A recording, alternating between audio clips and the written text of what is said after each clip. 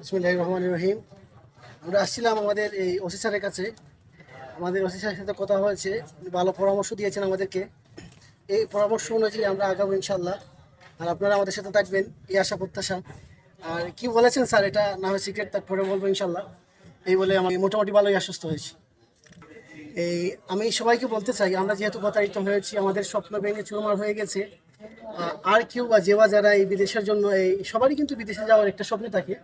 এই স্বপ্নটা এই সুন্দর সঠিক জায়গায় যদি না গিয়ে আমাদের মতো প্রতারকের কাছে গিয়ে তার লাইফটা নষ্ট করতে চায়, আমার আশা মানে আমার এই কথাই থাকবে যে যেই বিদেশে যাবে, যার সাথেই ডিল করবে, যার মাধ্যমে যাবে, তাকে যেন দেখে শুনে বুঝে তারপরে কথাবার্তা ফাইনাল।